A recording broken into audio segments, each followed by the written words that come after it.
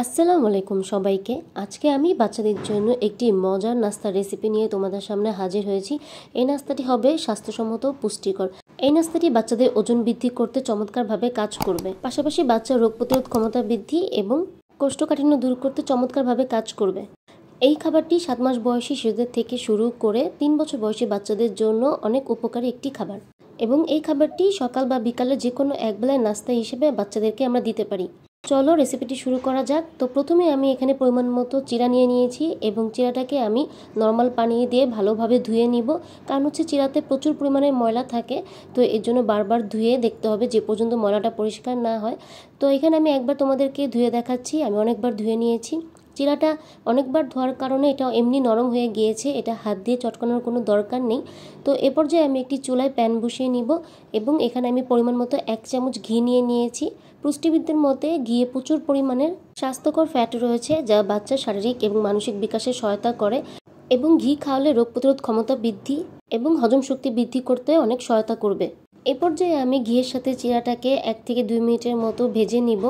অনেক সময় বাচ্চারা ভাত খেতে চায় না, তো ভাতের বিকল্প হিসেবে আমরা চিড়াটাকে দিতে পারি। তো এ পর্যায়ে আমি এখন 1 কাপ গরুর দুধ দিয়ে দিব। যে সকল বাচ্চারা ফর্মুলা দুধ খায়, এখানে গরুর দুধের পরিবর্তে পুরোটাই পানি ইউজ করব। এরপর আমি 1/2 কাপ পানিও দিয়ে দিলাম। এখন আমি দুধের সাথে চিড়াটাকে ভালোভাবে মিক্সড করে নিব, এবং এটাকে 3 থেকে 4 মিনিটের মতো রান্না হতে দিয়ে দিব। খাবারের টেস্ট আনার জন্য এখানে আমি সামান্য পরিমাণ লবণ ব্যবহার করব। 1 বছরের নিচে বাচ্চাদের ক্ষেত্রে এখানে লবণ দেওয়া যাবে না। তো এ পর্যায়ে আমি বলক আসা পর্যন্ত ওয়েট করব। এখানে আমার দেখো বলক চলেও আসছে। চিড়াটা যেহেতু এমনি নরম ছিল, তো রান্না করতে বেশিক্ষণ সময় লাগবে না। চিড়া রোগ প্রতিরোধ ক্ষমতা বৃদ্ধি, পাশাপাশি কোষ্ঠকাঠিন্য দূর করতে, পেট ঠান্ডা রাখতেও সহায়তা করে, এবং রাতে ভালো ঘুম হওয়ার জন্য চিড়ার ভূমিকা অনেক। তো এই পর্যায়ে আমার খাবারটা ঘন হয়ে আসছে, তো আমি এখন খাবারটা নামিয়ে নিব। তো মিষ্টি হওয়ার জন্য এখানে আমি 2টা খেজুর নিয়ে নিব, এবং খেজুর 2টাকে আমি নর্মাল পানি দিয়ে ভালোভাবে ধুয়ে নিব। তোমরা চাইলে খেজুরের পরিবর্তে তালমিশ্রি বা গুঁড়ো ব্যবহার করতে পারো।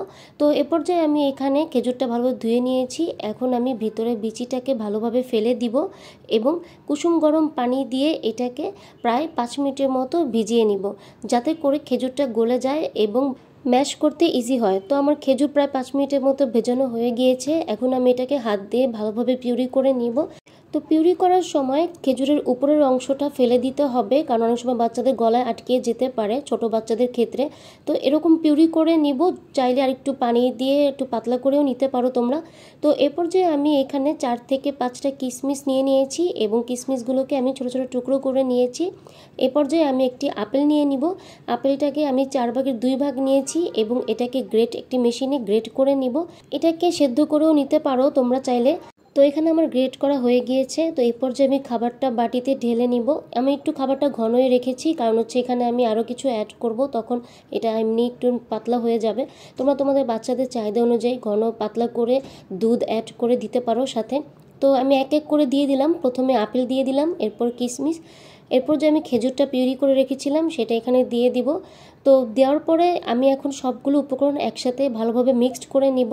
যেহেতু খাবারটা ঘন হয়েছে, তোমরা এখানে দুধ অ্যাড করতে পারো। আমি একটু দুধ অ্যাড করেছি। তো হয়ে গেল আজকে আমার বাচ্চাদের জন্য সকাল ও বিকালের নাস্তা। এই খাবারটি তোমরা যে কোনো একবেলায় বাচ্চাদেরকে দিলে বাচ্চারা মজা করে খাবে, পাশাপাশি পুষ্টি গুণাগুণও পেয়ে যাবে। এই খাবারটি তোমরা বাচ্চাদেরকে সপ্তাহে 2 থেকে 3 দিন দিতে পারো। তো আজকে আমার এই রেসিপিটি যদি তোমাদের ভালো লেগে থাকে, অবশ্যই একটি লাইক, কমেন্ট এবং আমার চ্যানেলটি সাবস্ক্রাইব করে দিয়ে পাশে থাকবে। তো আজকের মতো এতটুকুই। আল্লাহ হাফেজ।